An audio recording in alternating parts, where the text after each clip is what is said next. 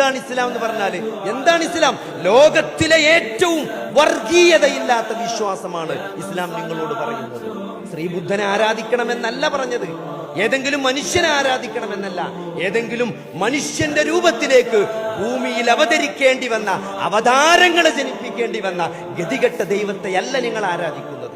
അവതാരങ്ങളുടെ ആവശ്യമില്ലാത്ത സമ്പൂർണനായ നിങ്ങളെ സൃഷ്ടിച്ച, നിങ്ങളെ മുൻഗാമികളെ സൃഷ്ടിച്ച ആ പ്രപഞ്ച സൃഷ്ടാവിനെയാണ് നിങ്ങൾ ആരാധിക്കേണ്ടത് എന്ന ഏറ്റവും വ്യക്തമായ, ഏറ്റവും ശക്തമായ വർഗീയതയില്ലാത്ത വിശ്വാസമാണ് ഇസ്ലാം നിങ്ങളോട് പറയുന്നത്. അത്ര ക്ലാരിറ്റി ഒരു വിശ്വാസം. ഇപ്പൊ കഴിഞ്ഞ ദിവസം ഒരു സംവാദം വെറുതെ യൂട്യൂബിൽ കണ്ടതായിട്ട് വെറുതെ ക്ലിക്ക് ചെയ്ത് നോക്കി. അതിന്റെ തുടക്കത്തിൽ തന്നെ അത്തീസം അത് പറയുന്ന ആള് ചോദിക്കണെന്ന് എന്താ അറിയോ? ഏതാണ് ദൈവം? എന്താണ് ദൈവം? അയാൾ എവിടെയാണ്? അയാൾ ആരാണ്? അയാൾ എന്ത് ചെയ്യുന്നു? അയാൾക്ക് എന്തൊക്കെ അറിയാം? അപ്പൊ അയാൾക്ക് ദൈവത്തെ പറ്റി ഒരു ക്ലാരിറ്റി ഇല്ലാത്തതുകൊണ്ടാണ് അയാൾ ദൈവത്തെ നിഷേധിക്കുന്നത്. ഇതുകൊണ്ടൊക്കെയാണ് ഞാൻ ദൈവത്തെ നിഷേധിക്കുന്നത്.